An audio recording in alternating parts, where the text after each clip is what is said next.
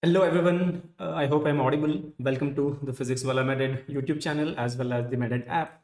I'm Dr. Patil, I'm a faculty for medicine, and in this Sushrita batch class, we will be learning about the art and science of history taking. Well, medicine for many people seems a very difficult subject because they don't read it conceptually. Even those who study it well find it very difficult to apply whatever they have studied during the bedside discussions or when they have a case in front of them. The simple reason is studying theory and putting it into practice are two different ball games. They're not exactly same. Of course, you need to study theory. If mind doesn't know, the eyes cannot see is a statement that you often hear, right? So I definitely need to know something about a particular disease. Only then I will be able to diagnose. But I also need to learn to channelize my knowledge of a disease to be able to diagnose. Basically, medicine is all about diagnosis and making right choices for management. But the diagnosis is science, yet it is also art. So today we will learn how it is an art and how it is a science. Just to emphasize the importance of history in any medical case, right? Let me give you some examples. Very often I get questions from the students. Sir, if I get an ECG, what is the first thing I should see on the ECG? Now, traditionally in physiology classes and all, you have been taught that first thing you should see on the history in a ECG is that you should first see whether all the lead placement is right. After that, you should see what is the heart rate. Then you should decide what is the rhythm, whether it is sinus or not sinus. Then you should comment about the axis. There is a method, right? But as a clinician, I don't follow that method. Why? Because I never get 10 minutes time to read an ECG, right? I have a patient with chest pain in front of me who, if I take 10 minutes to analyze the ECG, will collapse and he may even, like by the time I'm ready with my ECG diagnosis, patient may not be there, right? So we need to be on the toes. Okay, so then what is the first thing that I will see on the ECG is a question. Well, as a clinician, I analyze ECG with a context.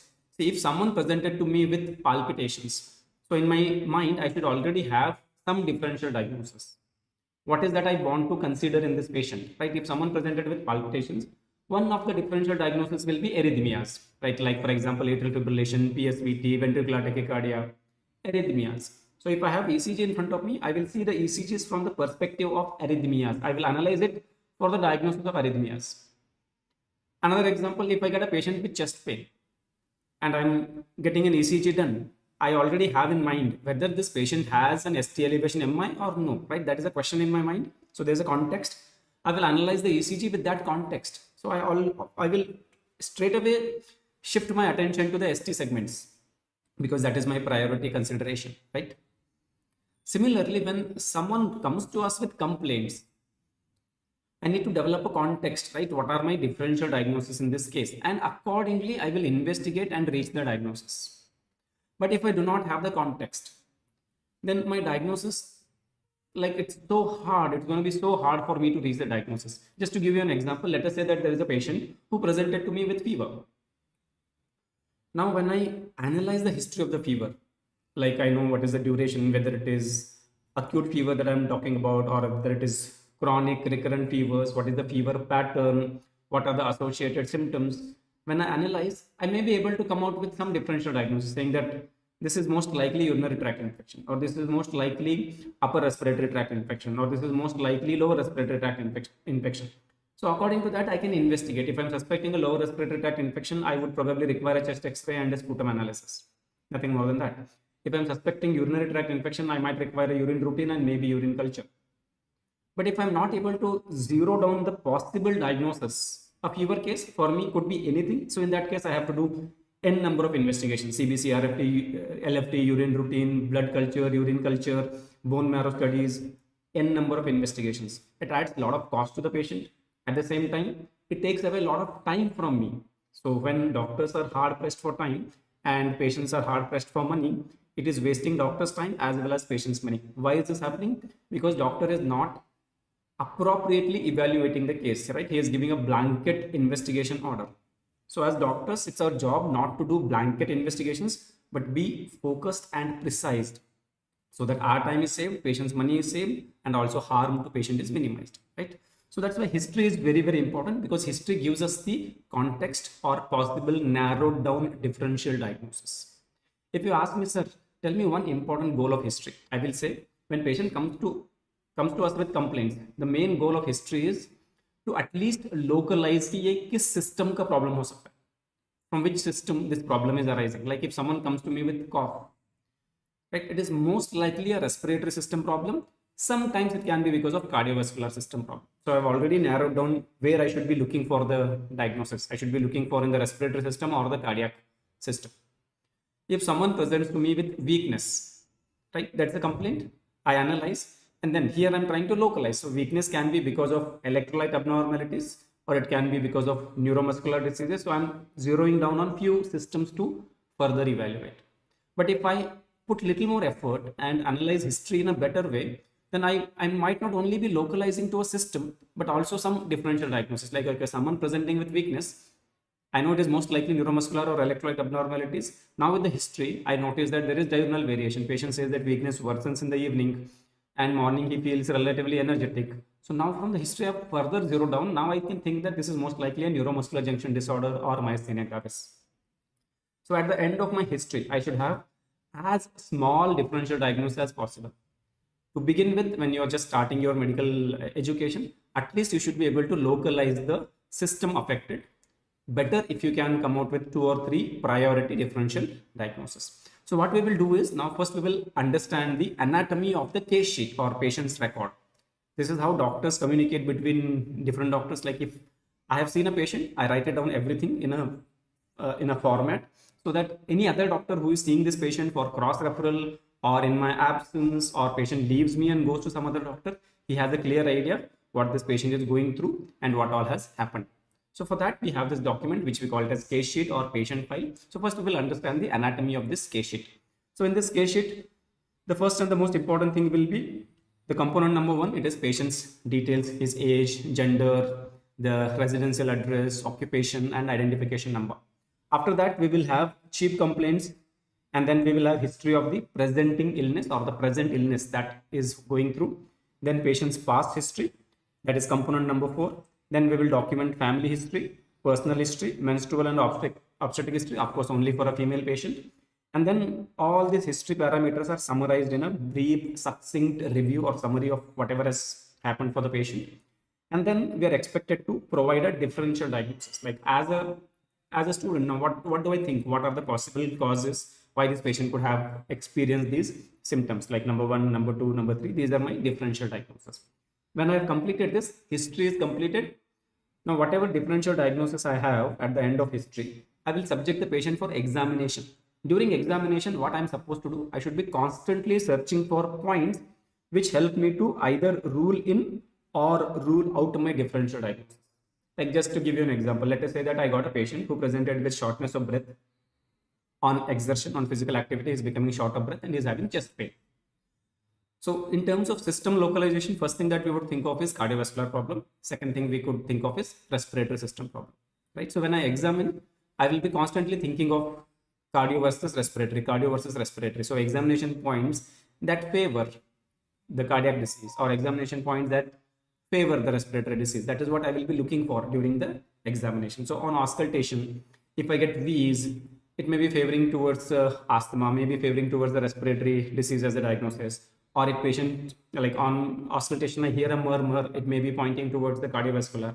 During examination, we will further narrow down the differential diagnosis so that some of the differential diagnosis may be ruled out. And at the end of examination, I may be left with even more narrower differential diagnosis. So that now the amount of investigations I need to do to confirm the diagnosis will be minimized. If my history is not methodical, my examination is not appropriate, then I will have long differential diagnosis. Now to come out with a final diagnosis, I might need like infinite number of investigations. So the whole objective behind taking a good history and doing a good examination is to have as small a differential diagnosis as possible, and better if you have only one diagnosis left at the end of history or at the end of examination. Okay, so we'll understand how to document history today.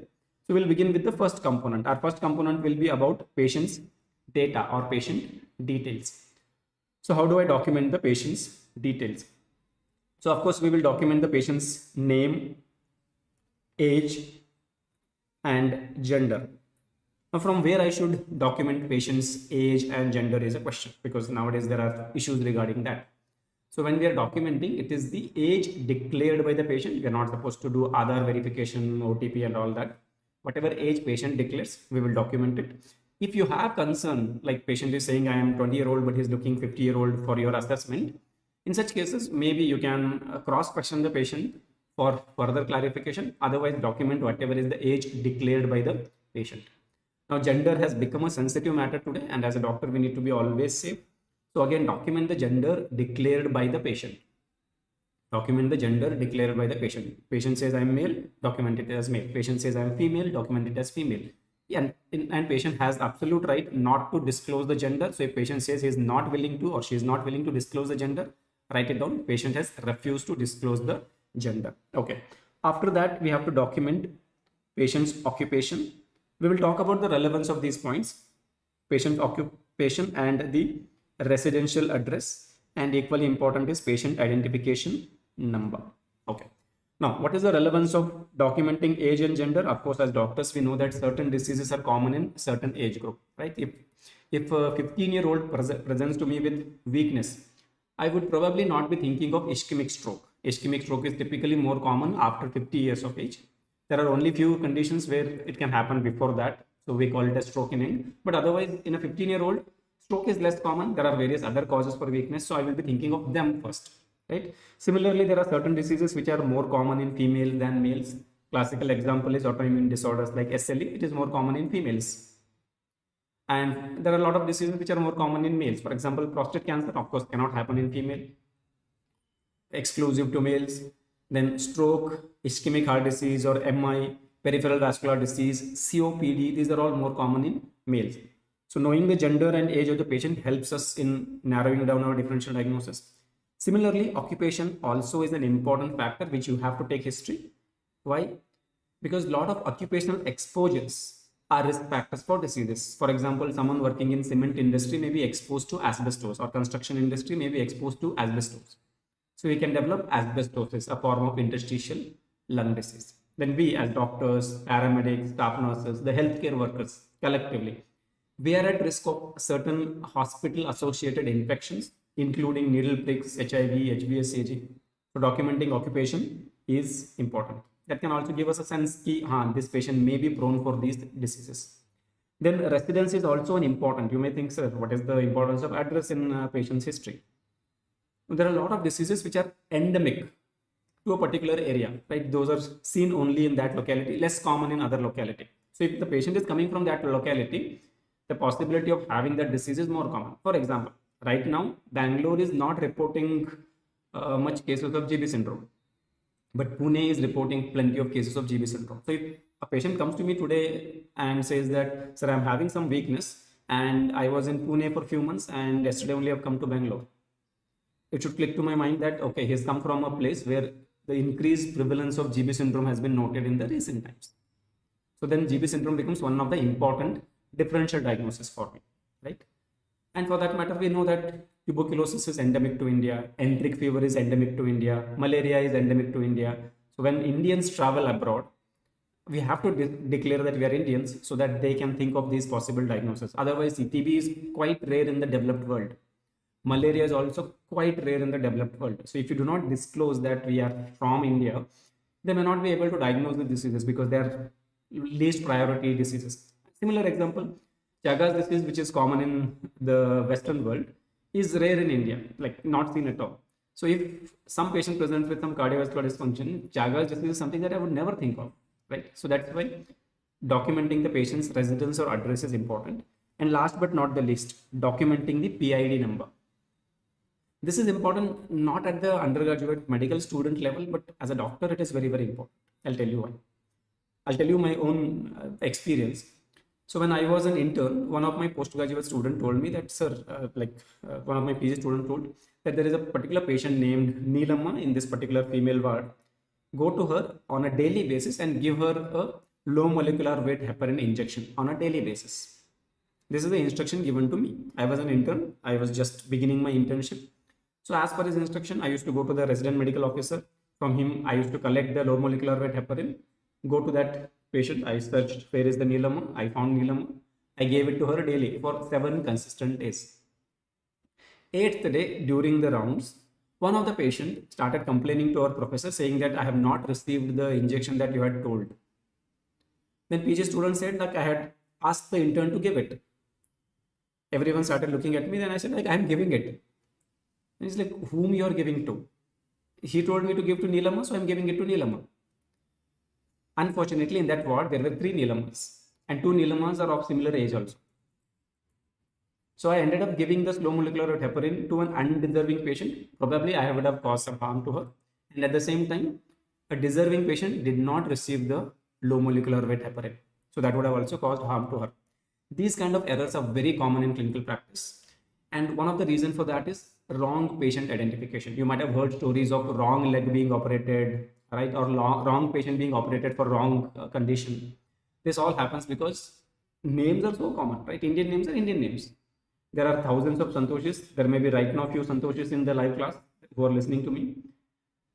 So then just merely knowing the name does not mean that it is the same patient that you're supposed to be dealing with, right? So that's why most of the hospitals will have a patient identification number mentioned on the file.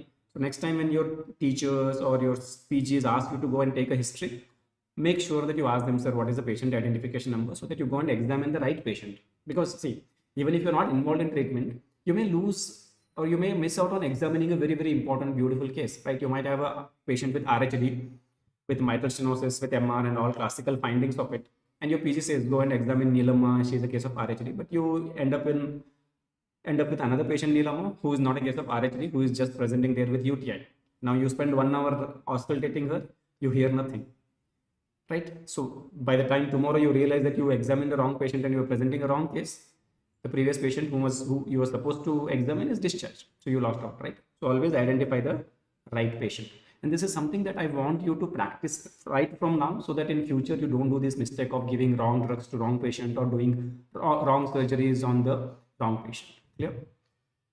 So once I've documented the patient details, as we learn here, a lot of things are important: age, gender, occupation, residence. These are all important parameters. After documenting that, we will mention the chief complaints. Now, what are the chief complaints? Chief complaints are the main complaints that patient is suffering from, or the main symptoms that the patient is suffering from. Now, the question is, patient will have n number of complaints. So what will be counted as chief and what will not be counted as the main complaints? So for that, I will give you an icebreaker. What you have to do is ask the patient what brings you to the hospital or what brings you here. When you ask them what brings you here, mostly they open up the reason for them to come to hospital. That are our chief complaints. So simply ask them what brings you here. They will say, sir, because see, now, by the time you take the history during the bedside examination, the patient complaints might have changed. Like his main problem was that he was having shortness of breath. So he came to the hospital. Doctors gave him diuretics. He had pulmonary edema. It resolved, right? Now, when I go to him to get the history, he's no longer having shortness of breath. So currently, his main complaint is like, I'm getting a little bit of cramps. That may be because of diuretic-induced hypokalemia. So he will now say, I got cramps. So your history begins from there. Like he has cramps. Now the case is totally different, right? But your teachers wanted you to see this case from the perspective of shortness of breath, but you are now seeing it from the perspective of cramps. So the whole story changes, right? So best thing is, instead of what problems you have right now, ask them what brings you here or why you had to come to hospital. They generally open up with a detailed story, right? What all happened to them. Now they may of course have multiple complaints. So when we document their complaints, document them in the chronological order. The oldest complaint first. Like I have cough, shortness of breath, chest pain. These are my 3 complaints. You ask me what brings you here, sir. I came to hospital because I had cough, shortness of breath, and chest pain. Now I don't have any of these. Sir has told he will discharge me tomorrow, but I was going through this, so that's why I had come to hospital. Now these 3 complaints I have listed. Now you have to ask the duration of these complaints so that you can arrange them in chronological order. Cough since how many days? Chest pain since how many days? Shortness of breath since how many days? So the moment patient says, I have cough since 3 months and chest pain since 1 month and shortness of breath since 15 days, then what is the oldest complaint? Cough, right? So I will mention that cough is for 3 months. Then I have chest pain for 1 month. That is the second oldest complaint. And then I have shortness of breath since 15 days. That is the least oldest or the most latest complaint. So from the oldest to latest, we will arrange the complaints in chronological order. Now, this is not just a haphazard thought process, or this is not something that is included in case sheet to make the case sheet look beautiful. No, there's a reason why we should organize the complaints in chronological order, because every disease has a natural course of illness. To give you an example, right, let me talk about dengue. So when dengue happens, like I got bitten by a mosquito and dengue virus has entered my body, then of course I will have that incubation period. During that time, I will not have any symptoms. And after that, the symptoms start. What are the early symptoms I will notice? I will start noticing fever, myalgia, severe joint pains, myalgia, and fever. This will run for 3 to 4 days. After 3 to 4 days, the fever may disappear, but that is the time where the platelet count starts dropping. So on day 5 or day 6, I must start noticing petechiae because my platelet count is dropping. During this time itself, this is called critical phase of dengue. During this time, I can become severely dehydrated, hemoconcentration can happen, and I can go into what we call as dengue shock syndrome. That puts me at the risk of death. So now this is the natural course of the illness. So after this critical phase is over, then patient gets into a recovery phase, platelet counts improve, and the dehydration improves, and another 2 or 3 days, he will be kind of normalized. So this is the natural course of the illness. So if you tell me that first symptom that appeared was fever, and then after 4 days, petechiae noticed. This aligns with the natural course of the illness of dengue. So I can start thinking about this may be a case of dengue. But if you say that petechiae were the first symptoms to appear and then fever came, then it is unlikely to be dengue. I would start thinking of something else. The petechiae may be because of an inherent platelet defect or drug-induced thrombocytopenia. And then fever may be because of another added infection. So the dengue becomes less likely just because the chronological order is flipped, right? So that's why whenever we document any patient's complaints, it should be documented in chronological order so that we have a clarity. And whoever is your teacher who is listening, he will get a mental idea that, okay, so looking at the progression of the symptoms, it looks like this or it looks like that. Just to give you another example, there is something called as aortic stenosis, AS, aortic stenosis. So the first symptom that we generally notice in aortic stenosis patients is angina.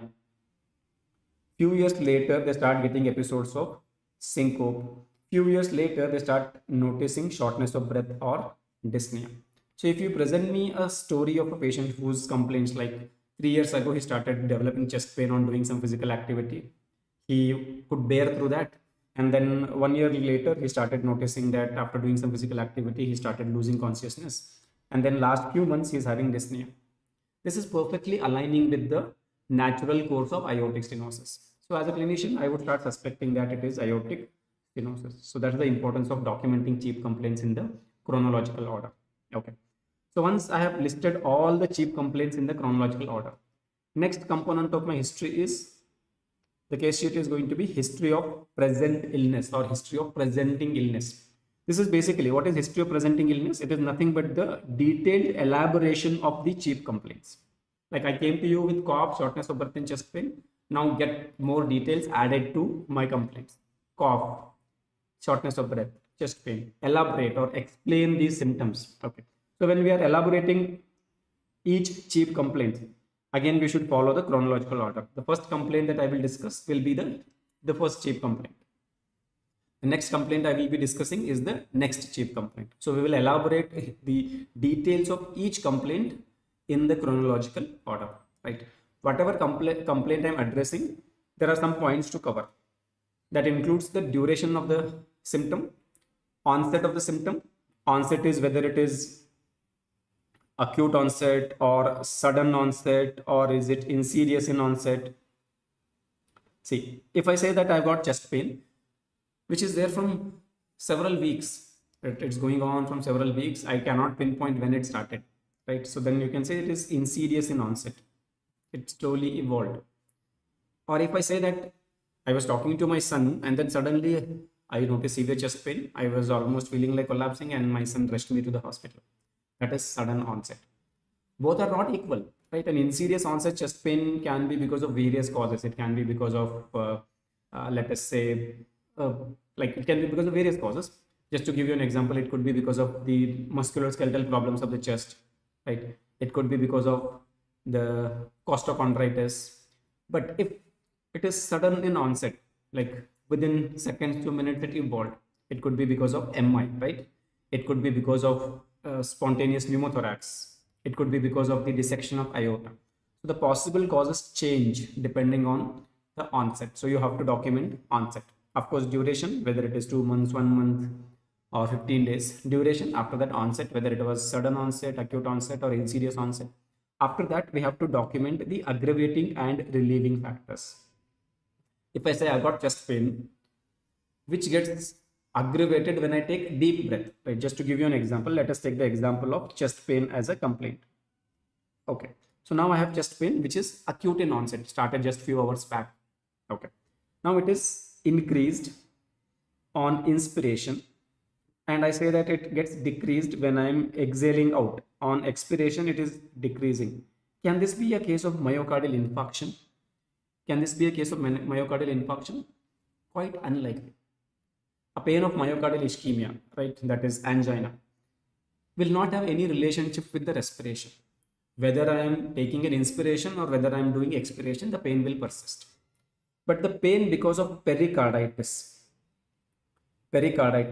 or pleuritis, that will worsen on inspiration and decrease on expiration, right? But instead, I say I got chest pain, which gets worse on exertion. I walk or I do some physical activity, it worsens and it gets decreased or it disappears on rest. This is more suggestive of angina, right?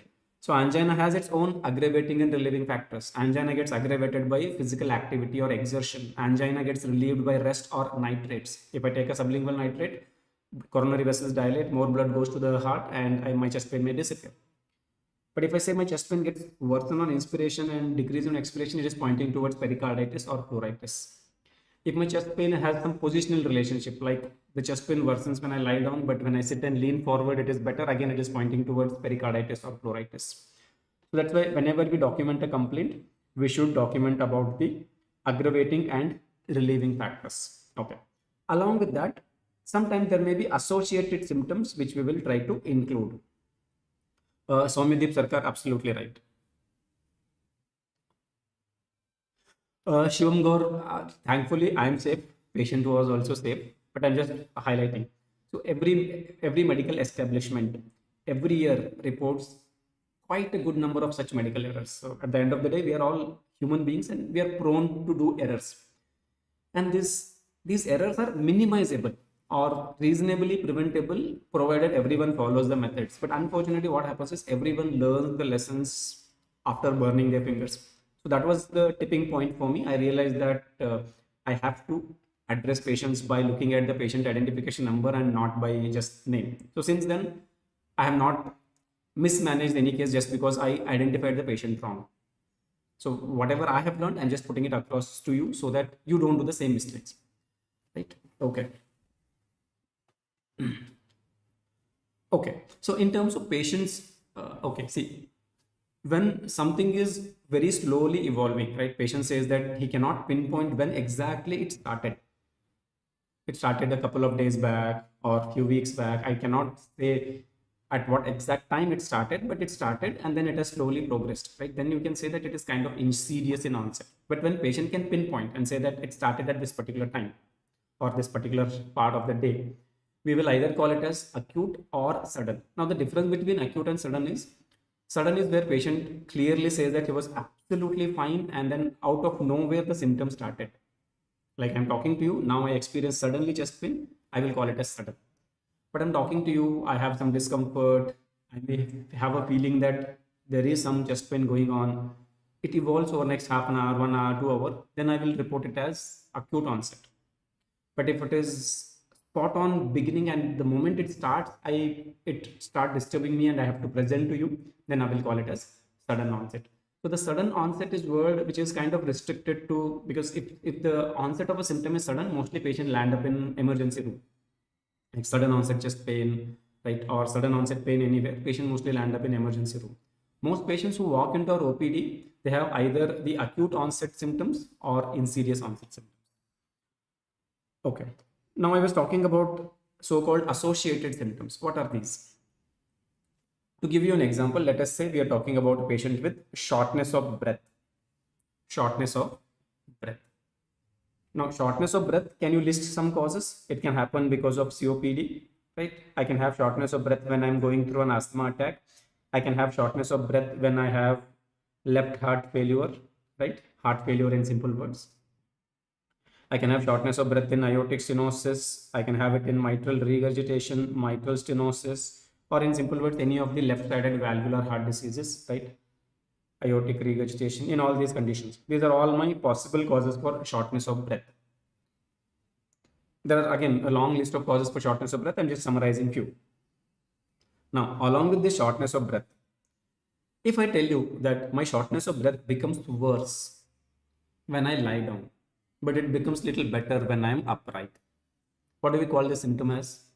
I have shortness of breath, but it is worse when I lie down, and it is much better when I am upright.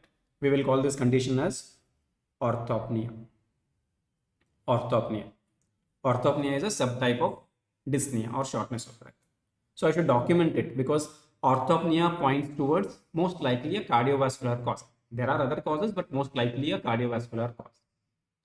Now, if I also say that my shortness of breath becomes worse in the night, which makes me wake up from my bed, go to the window, seek air, I feel little relieved, I go to sleep, then again the cycle repeats. Then we call it as paroxysmal nocturnal dyspnea, which is the most specific symptom of left heart disease. So it points towards these possibilities or left heart failure.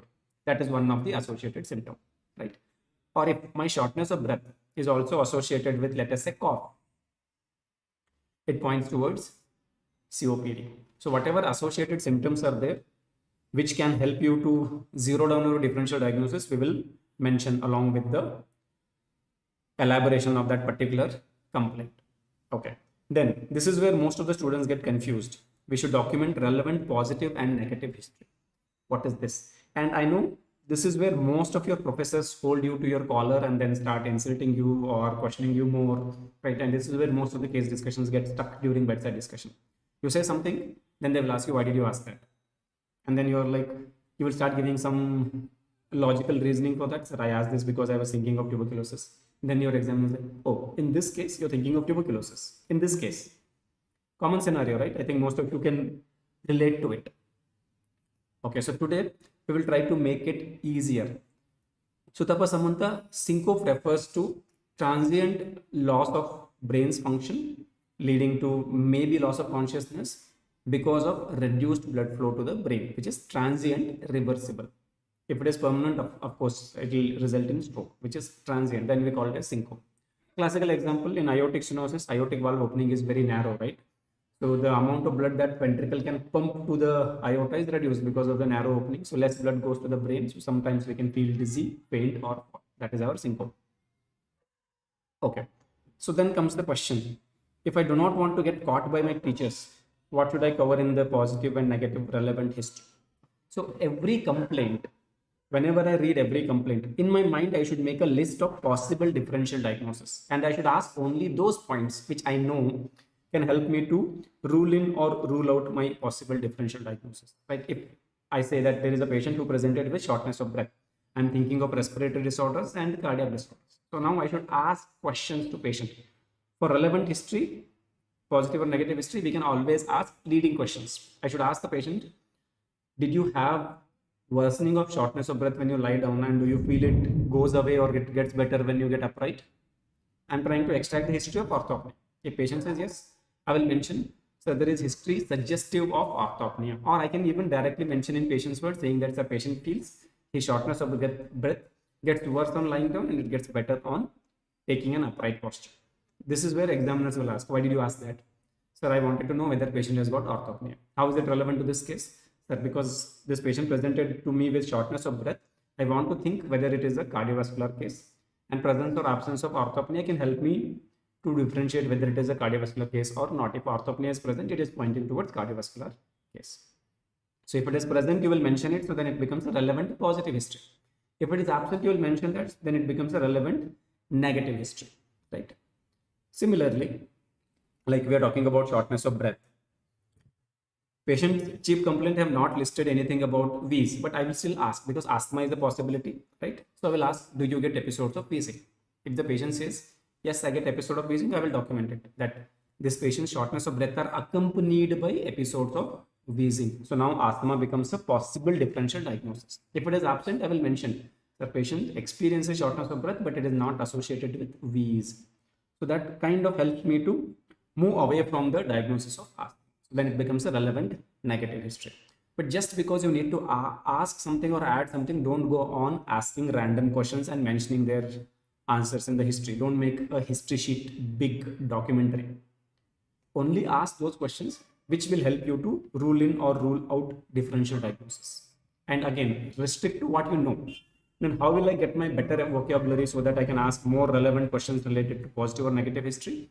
That you will learn as time progresses, right? As you start seeing more and more cases, the complaints symptoms start becoming more evident. Or for example, like we have done this Harrison series in which I have discussed how do we approach cough, how do we approach jaundice, how do we approach fever. So during those approaches, you learn like, okay, if someone presents with jaundice to me, I have two differentials, whether it is obstructive jaundice or hepatocellular jaundice or non-obstructive jaundice. So what points I need to ask in the history to know whether it is obstructive or non-obstructive? Those are the questions I will ask so that now I know whether it is obstructive or non-obstructive. Good for me, good for the patient, good for the examiner.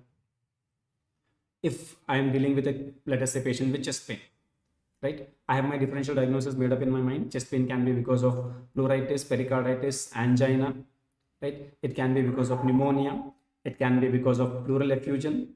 All these are possible causes. So now I will ask questions which will help me to zero down. So I will ask whether the chest pain is worse on physical activity and it gets relieved on rest or nitrates. If patient says yes, it is most likely angina. So I will mention it that this patient chest pain is worse on physical activity and it is relieved on rest. Examiner will be happy because he knows that you know the approach. And if it is not there, I will still mention it because it is a relevant negative history, because that tells the examiner me that this patient is not mostly because of angina. His chest pain is because of something else, because it has no relationship with physical activity and rest or nitrates. So those points we will mention in the relevant negative or positive history, right? Okay. Now the same template will be followed for all the chief complaints. So history of presenting illness should look like this patients are presented with cough since 3 months. The onset was acute or insidious, whatever it was, and it gets aggravated on exposure to dust. It gets relieved on rest or medications. It is associated with sputum. Now, if I'm talking about an associated symptom, if it calls for more detailed elaboration, I should elaborate. It is associated with sputum. Now, I will also describe the sputum. The sputum is rusty colored or yellow colored, greenish colored, or is it putrid or looks like normal colored, right? What is the quantity of sputum, whether I can call it as copious or scanty, whether this sputum production is continuous or intermittent, it comes in for a few days and then it goes away. So I will elaborate again associated symptoms also with a very similar template. And after that, I will add the relevant positive or negative history. Now that I told you that this patient is coughing from 3 months, the possible differential diagnosis for me are the chronic bronchitis of COPD. Right, in India, tuberculosis is always a differential diagnosis for anyone who is coughing for 2 months or more. Then asthma is also a possibility. And then interstitial lung diseases are the possibility. So now I will ask, right, among interstitial lung diseases, occupational disorders are also possibility. So now I will ask questions relevant to zero down the differential diagnosis. Okay. So what relevant questions I will ask? I will ask exposure to TB, right? Whether patient has come in contact with any case of TB. If yes, I will mention it. That becomes a positive relevant history. If no, I will mention it. Then it becomes a relevant negative history. That patient has no exposure to tuberculosis or no contact history with tuberculosis, right? So if patient is working in a construction industry or sandblasting industry, he may be prone for asbestosis or silicosis. So I will ask questions related to his occupation and I will document that there is no history of occupational exposure to silica or asbestos. That kind of takes me away from the asbestosis or silicosis as possible cause for this patient 3 months cough. And if it is there, I will document it because that makes it closer to that diagnosis, right? So that is how we will document our history of present illness. Every complaint, give the details in the template I have given you, and at the end of it, ask the questions for ruling in or ruling out the differential diagnosis. The next complaint that we have listed in the chief complaints, whatever is the second complaint that we have listed in the chief complaint, will be elaborated in the same manner. The next complaint in the same manner. So at the end of it, when all the complaints are described, history of presenting illness ends. So after history of presenting illness, the next component of our case sheet is past history. Now again, here a lot of students get confused. What is past history? What is past history? Like, I came to you with fever and burning micturition from 3 days, and I've been diagnosed with diabetes 1 year back. So diabetes should be my presenting complaint, or should it be put in past history? What should be the presenting complaint here? Fever and dysuria from 3 months should be presenting complaint, and diabetes should be put in past history. Or my main complaint is diabetes since 1 year, fever since 3 days, and burning micturition since 3 days. Right.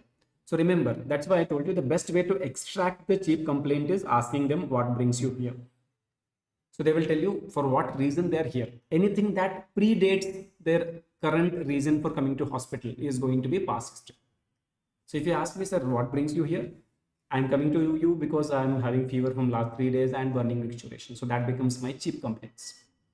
And anything before that is past history, right? So in the past history, we should document all the relevant medical history, including the comorbidities, which includes like diabetes, hypertension, COPD, whatever patient is having, right? Other medical illnesses, COPD, hypertension, ischemic heart disease, whatever comorbidities he has. We should also mention the duration. If you say that, okay, he's diabetic, for how long he is diabetic. If it is COPD, for how long he is COPD. And then all the previous hospitalizations should be documented in the past history. And then any procedures or surgeries patient has undergone should be documented in the past history.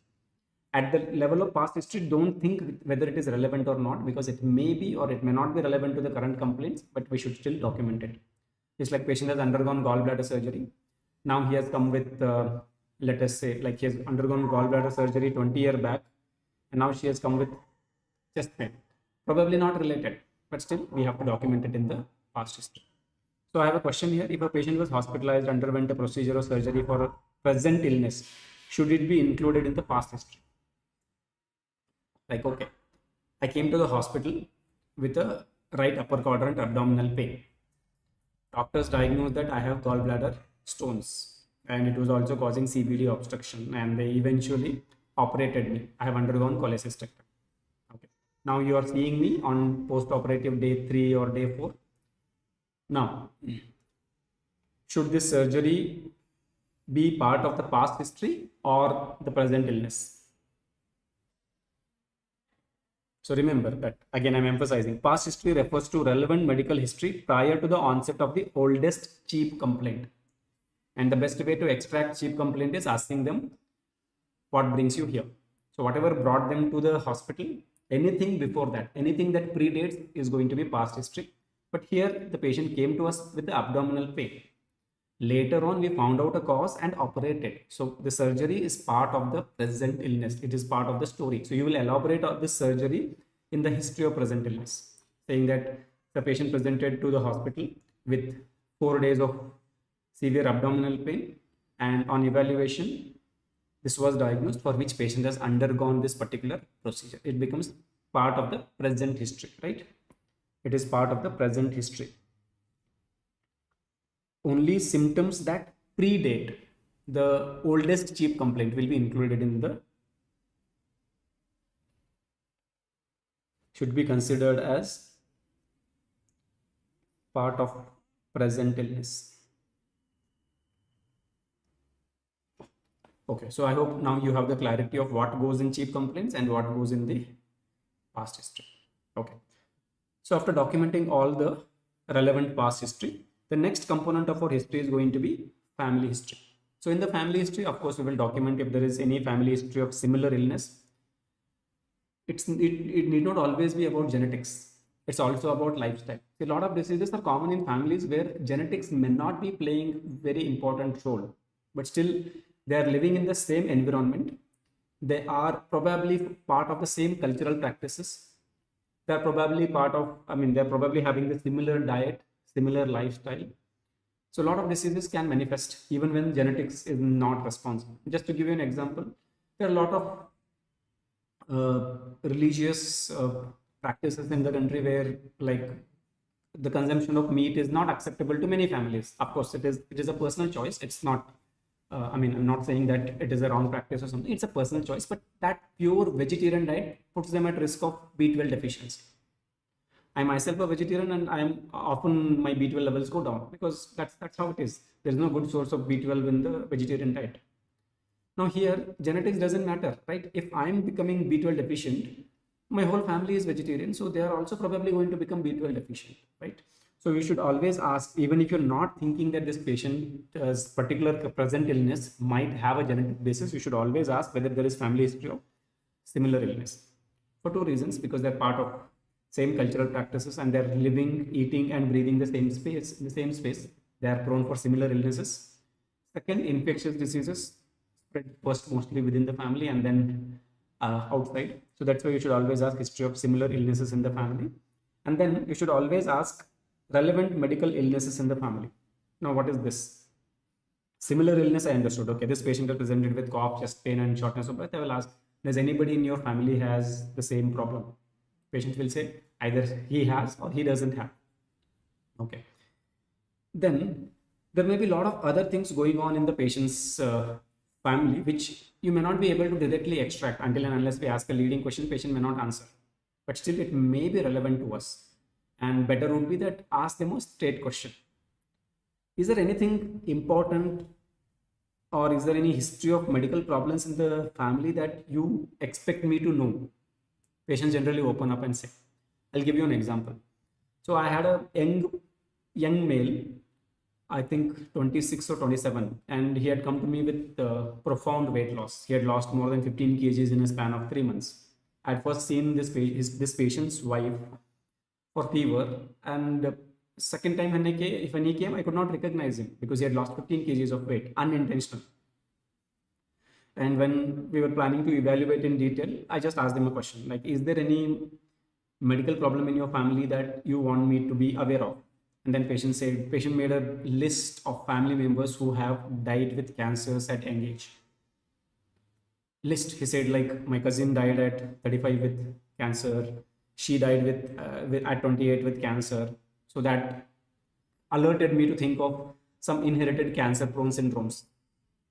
And when we evaluated, it turned out to be that he had a case of CA colon, right? So I could extract that only by, otherwise I should have asked him, like, has anybody else lost weight in the family? And it's quite difficult to reach to the point, right? But what I did, I just asked him, is there any major medical problems is going on in your family that you want me to know? And he opened up and gave me the story, right?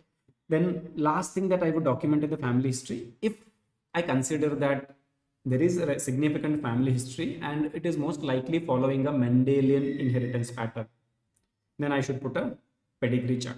In medical cases, pedigree chart is not always required because in adults, most of the diseases that we are diagnosing may not be following a Mendelian inheritance pattern.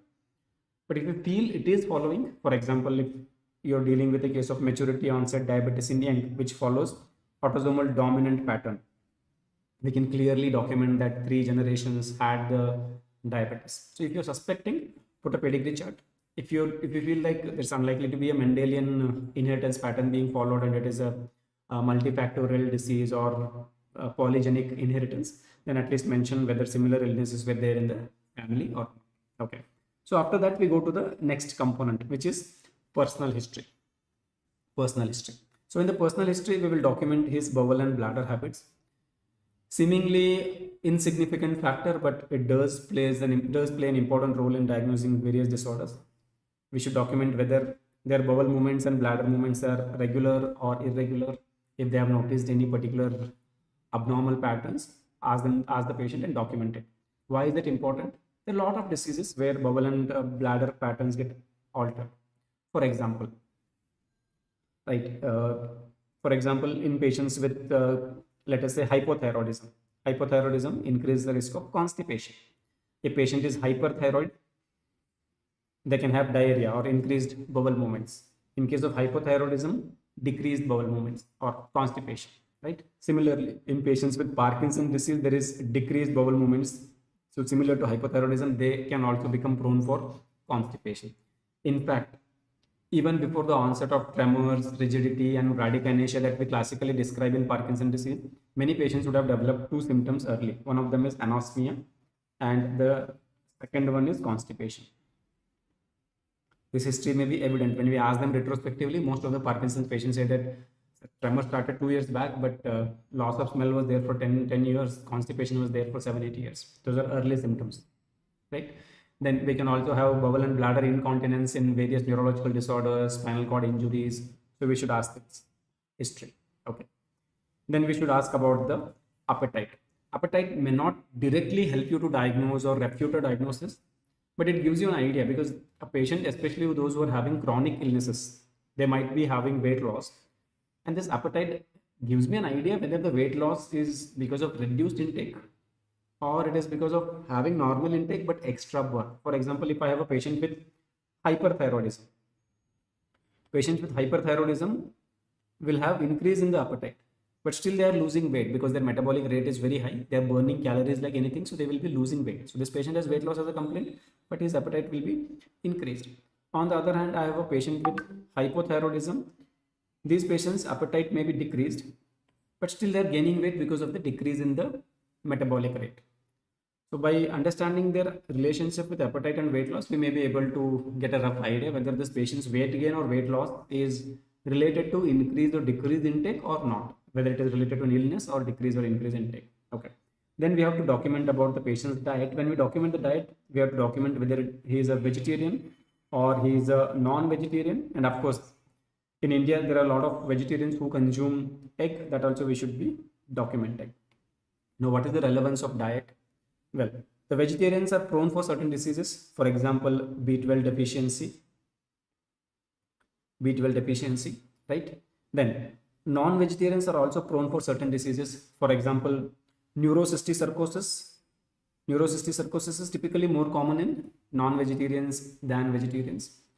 And then patients consuming egg, if someone who is very gym enthusiast, bodybuilder, and he's taking 20, 30 eggs a day, right? Iodine in the egg may be increasing their biotin deficiency. So there is no perfect diet as such. So each dietary practice has certain pros and cons. So it is better that we document so that later when we analyze possible differential diagnosis, this helps us. For example, like I had a patient a couple of weeks back who presented with tingling sensations in his feet. He is not a diabetic, but he had told me that he is vegetarian and he has turned vegan. Okay, you should that also, if a patient is vegan, document that also. He has turned vegan for last 2 years. What is vegan? Someone who does not consume even dairy, no animal product on their plate.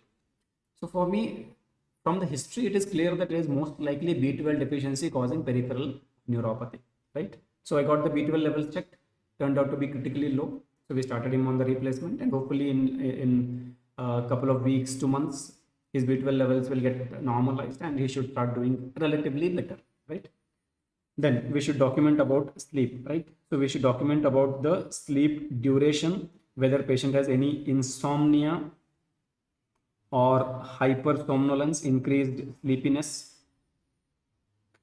And if relevant, right? If relevant, when we document about sleep, we should also talk about the daytime alertness. Now, why is that important? Let us say that a patient says he's sleeping 6 hours. Okay. And he feels that he is fully alert during the day and he doesn't feel like there is a urge to nap or he's not falling asleep unnecessarily. That means good for him. Sleep is adequate for him. Ideally 7 to 8 hours, but with 6 hours he's doing fine. On the other hand, I get another patient who says he sleeps 8 hours, but then he feels sleepy during daytime, right? He dozes off without any warning during daytime. What does that indicate to me?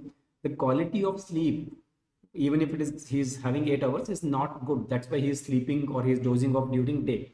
So that points towards the possibility of obstructive sleep apnea. That's why his quality of sleep is gone down, right?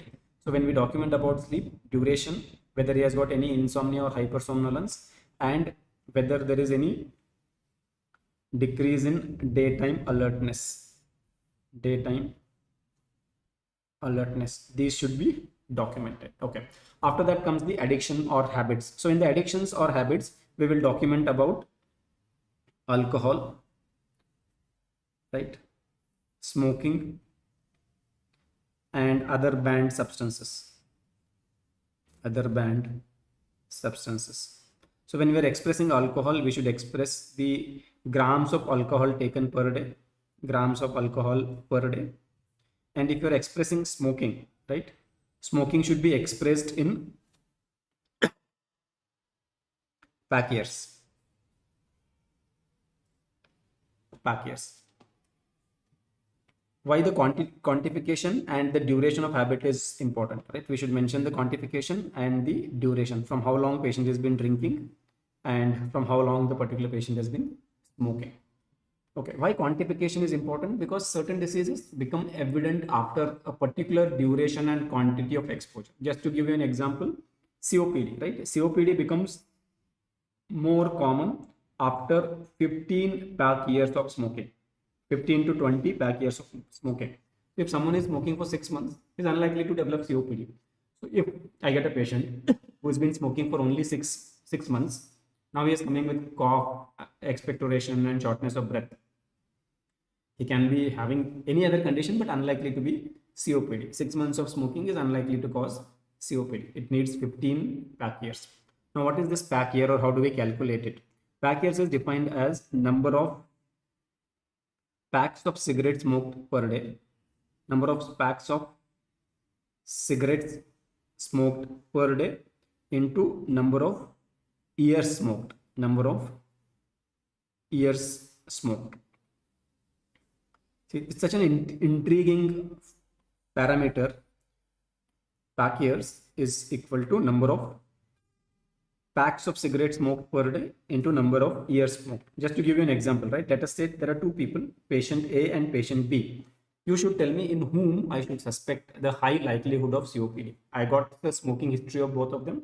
Patient A smokes 1 cigarette per day and he has been smoking for 15 years. And patient B smokes 1 pack of cigarette per day and he has been smoking for 3 years. 3 years. Okay. Who has higher risk of developing COPD? Or like who is closer to becoming diagnosed with COPD? Right. So what is the pack years for patient B? Anand Krishnan, Jojo, very good. What is the pack years for patient B? 1 into 3. That is 3 pack years. What is the pack year for patient A? 1 cigarette per day, right? Remember, when I say pack, 1 pack refers to the international packs. There are 2 packs, an Indian pack and an international pack. Of course, the pack years has to be standardized globally, so it's an international pack. International pack contains 1 pack is equal to 20 cigarettes. 20 cigarettes. Okay, so here how many packs per day he is smoking? He is smoking 1 by 20 into 15. So that is 15 divided by 20, that becomes 0.75, right? 0.75. So patient A has 0.75 pack years. Patient B has 3 pack years. So who is more closer to COPD? Of course, he still has a long journey to reach before he develops COPD, but he is much more closer to developing COPD than patient A. He has been smoking for 15 years. This person had been smoking for just 3 years. So this is how we can match the quantity and duration to assess the relative risk of someone developing a particular disease, that is COPD in case of smoking. So whenever we talk about smoking, document it in terms of pack years. Okay. Apart from that, if patient is addicted to any of the banned substances, nowadays it is very common in medical hospitals to get weed or MDMA. So if it is so common in medical colleges itself, then of course it will be very common in the society. And every day when I open the newspaper, I get this news that the police confiscated some banned substance in some corner of Bangalore. It's so common. So make it a point that you ask. Many times patients don't open up. If they open up, it adds to the ease of diagnosis. Many times the substances themselves may be the reason for the patient's complaints. Like again, I can tell you an example that when I was a PG student, we had a case who presented with repeated attacks of chest pain. the story of chest pain is very similar to angina. Like it comes, but after some time it goes away. It is associated with little bit of sweating, very similar to angina. But when angiogram was done, it turned out to be negative. So initially, the cardiologist thought this is Prinzmetal's angina or vasospastic angina. But repeated approaches to history, finally we realized that patient was abusing cocaine, and cocaine itself was causing the coronary artery spasm and giving the classical picture of angina, right? Any other forms of tobacco exposure, unfortunately, we do not have a standardized formula, but if patient is having other forms of tobacco exposure, document it under the banned substances, saying that patient consumes tobacco in this particular. So after we have documented the personal history, we will move to the component 7, which is menstrual history. Of course, relevant only for a female patient. Don't document it for a male patient. This often happens in medical colleges, that you are presenting a male case, and because you're just writing it down, you're filling the blanks in a pro forma which is printed and available to you. You utter, sir, coming to menstrual history, and then your examiners tear you down. Right? So make sure the moment you mention that the patient gender is male in your initial case, be sure that you should not be talking about menstrual history. Now, what will I document in menstrual history?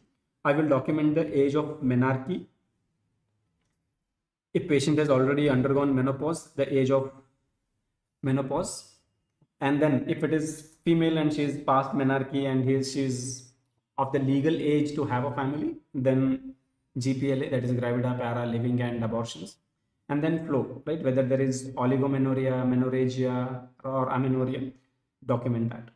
Now you may be thinking, what is its relevance in medicine case, sir? Why should I talk about menstrual history for a medical patient? If it is obstetrics, of course it is relevant. No, in medicine also it is relevant. For example, if someone presents with menorrhagia, hypothyroidism is a possibility, right? Then there are a lot of endocrine abnormalities where the early menarche or delay in menarche can happen, right? A lot of endocrine disorders can disrupt the menstrual history. So that's why documenting menstrual history is relevant even in medicine cases. Okay. So after the menstrual history, the next component is to summarize the story. Now, as a teacher or as your examiner, what do I expect in the summary? The summary should be like a storyteller, right? You should be telling the story of the patient. It should not be haphazardly, randomly quoting some complaints and some symptoms, and then at the end of it say that this is the diagnosis.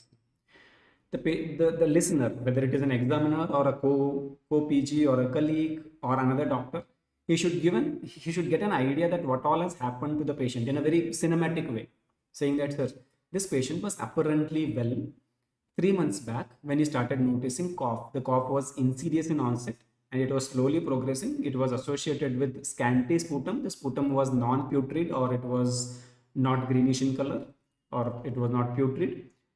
And then along with that, whatever only relevant point I will mention here, right? I might have asked some 4 or 5 relevant questions for negative or positive history, but the one that is relevant here, extremely relevant. This cough is not associated with hemoptysis or weight loss. This is a relevant point because in tuberculosis, we can have hemoptysis. In tuberculosis, we can have weight loss. So you're mentioning that relevant point. And then this patient also has chest pain from last these many days. Then again, relevant points. This patient also has shortness of breath or dyspnea from these many days. Again, relevant points. That he has history suggestive of orthopnea, or he has history suggestive of PND, or he does not have history suggestive of PND. Relevant, right? A very concise description in a same chronological order so that the listener can picturize what all patient has gone through in a sequential manner. So it is basically only talking about important points from HOPI, personal history, family history, and menstrual history. Now we have documented everything in detail, but here you don't have to mention everything in detail, only the relevant points. Like in the family history, if I notice that there was similar illness in the family, then only I will talk about it in the summary. If there's nothing significant, I won't talk anything about it. In the personal history, okay, he is a smoker and he has, let us say, 10 packets of smoking, then only I will mention about it. Otherwise, I will not mention about it.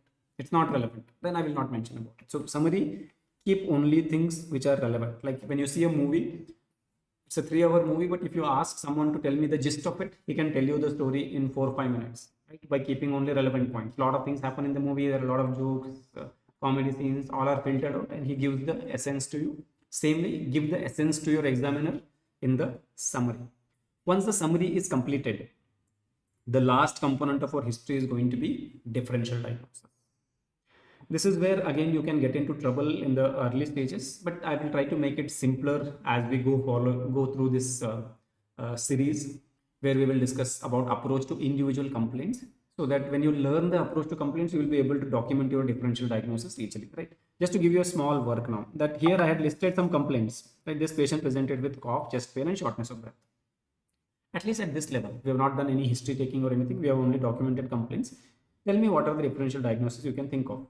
Someone with cough, chest pain, and shortness of breath, with the duration that is mentioned here. Can it be because of pneumonia? Can it be because of pneumonia?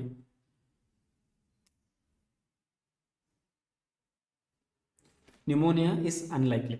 Why it is unlikely?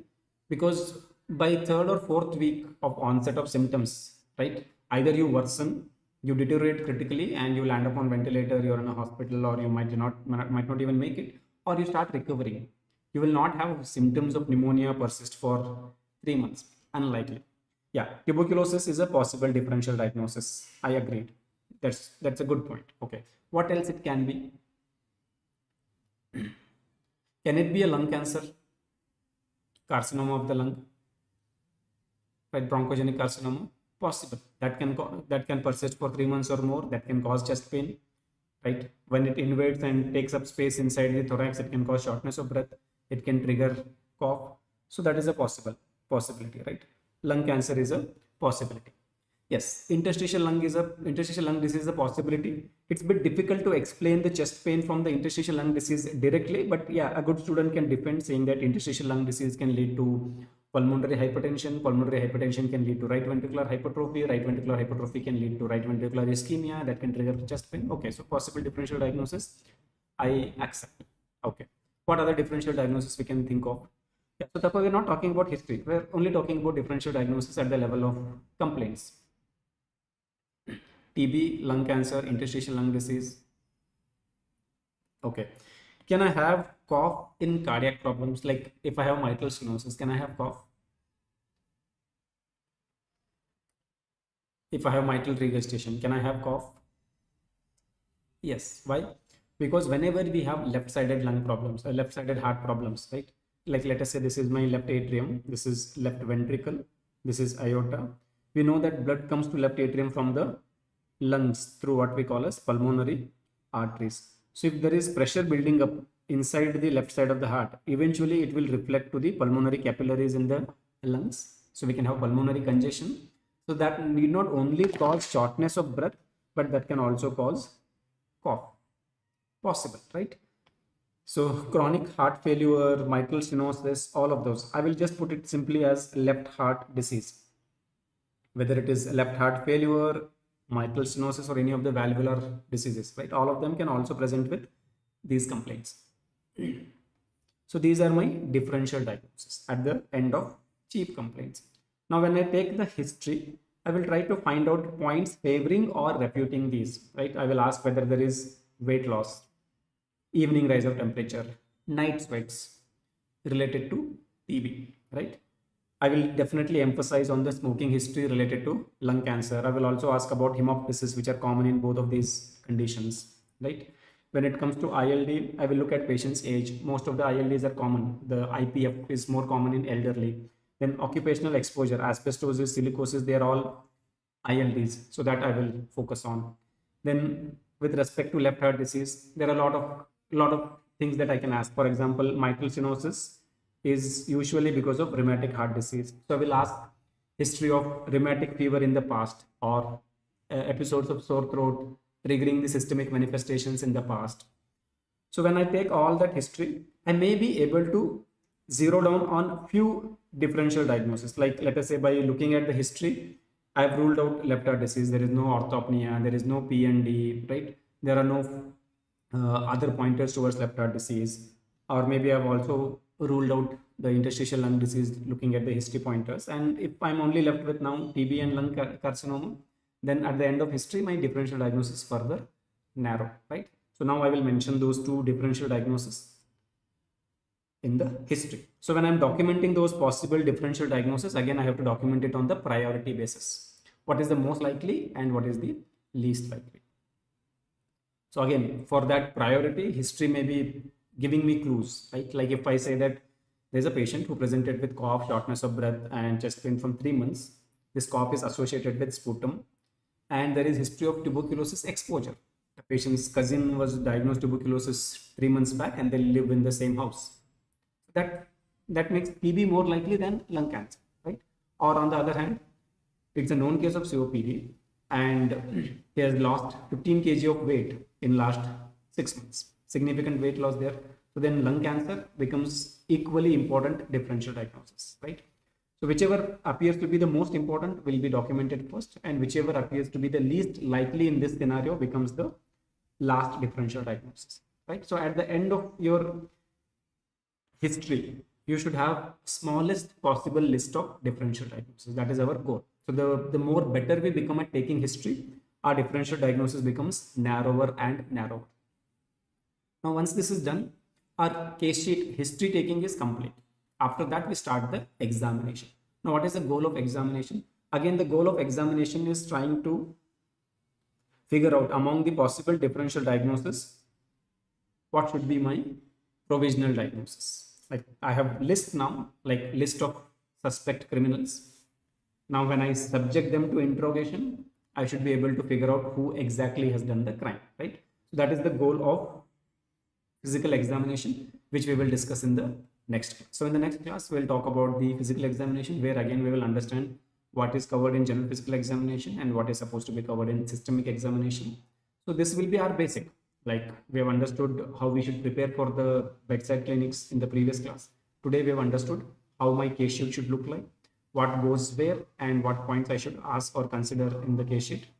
And in tomorrow's class, in the next class, we will discuss about the examination, which is going to be little basic general physical examination and basic approach to systemic examination. And after that, we will start with individual system.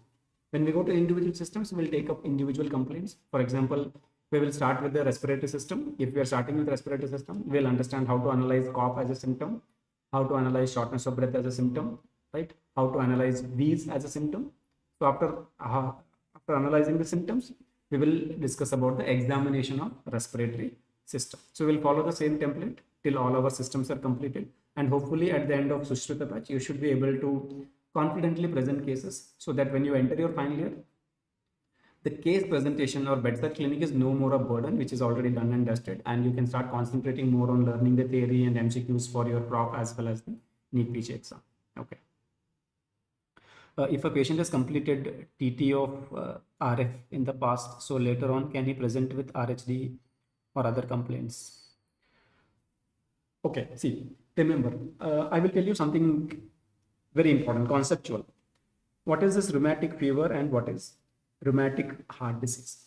So basically, rheumatic fever is an autoimmune disorder, right? It is an autoimmune disorder. Many times students think it is an infectious disease. No, it is not an infectious disease, it's an autoimmune disorder, which is triggered by infection. Which infection? Group A beta hemolytic streptococcal infection, right? Gas infection. Gas infection triggers our immune system to produce the antibodies, and those antibodies start causing the damage to multiple organs. So it's a multi-organ autoimmune disorder. It is not just a cardiac problem, right? That's why you get this erythema marginatum, which is basically involvement of skin, right? You get migratory polyarthritis, which is basically involvement of musculoskeletal system. You can get Sydenham's chorea, which is basically involvement of the nervous system. So it's a multi-system or multi-organ autoimmune disorder. One of the organ affected, right, among those is going to be your heart. And in heart, what it causes? In heart, it causes pancarditis. What does that mean? It affects all the structures of our heart. All the structures of our heart. In the sense, pericardium, endocardium, myocardium, and valves. So one of the structure affected is valves. So what happens to valves? It causes valvulitis.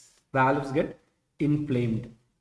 And once the valves are inflamed, They may not be able to close properly because they are inflamed or swollen. So it can lead to regurgitant lesions. The most commonly affected valve is mitral valve. So it can cause mitral regurgitation. So when I have rheumatic fever, I may end up developing mitral regurgitation. Now from this insult, of course, I will heal. So when the body heals, the valvulitis will also heal. But unfortunately, the valvulitis heals with scarring. Just to give you an example, we know that mitral valve is a bicuspid valve, right? It has two leaflets. This is one leaflet, this is another leaflet, and the point at which these two leaflets approximate each other, this is what we call as commissure. This is called as commissure.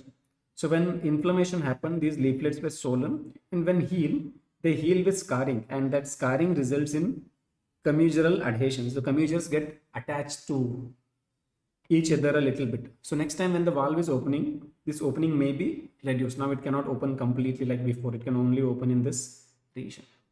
This was story of one attack of rheumatic fever. Next time if I get one more group A beta hemolytic streptococcal infection, again the same process gets triggered.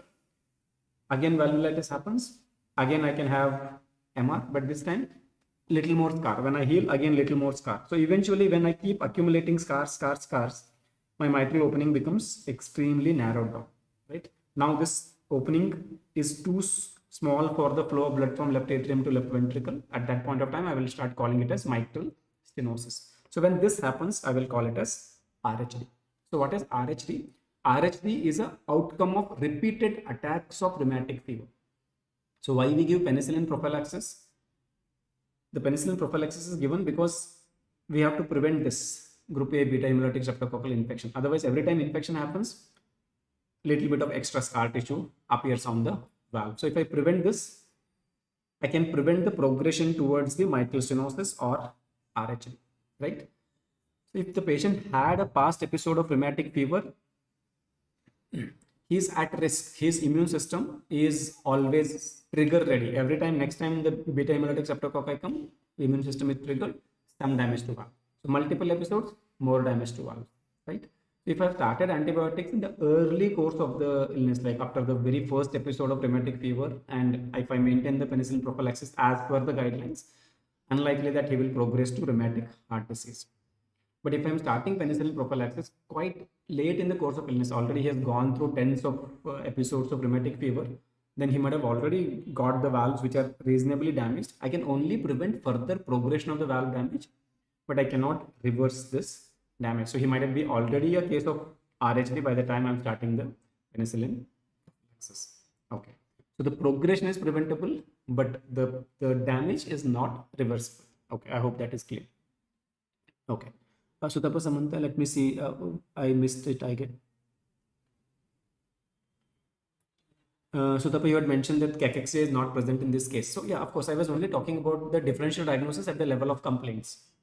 Right. So when we take more detailed history, the weight loss, the unintentional weight loss may favor the TB or cancer as a diagnosis. If there is no weight loss, the TB or cancer become relatively less likely, right? Absence of one feature or presence of one feature never completely rules out a disease, right? Just because someone is not losing weight doesn't mean that he is not a case of TB or is not a case of lung cancer. But if he is losing, the situation becomes likely that it is a TB or lung cancer. We should always keep in mind. Okay, so with this we will sign off today. So in the next class, we'll start discussing the general physical examination. We will concentrate on the 6 basic parameters, that is pallor, icterus, clubbing, cyanosis. Many times when you present case, this is where examiners tend to fail you because you don't know the basics of examining for the pallor, basics of examining for the cyanosis or clubbing. So we'll go it in a methodical way. So I'll sign off today. The notes will be available on the Telegram channel from where you can download. Okay. Thank you all guys for connecting. See you soon.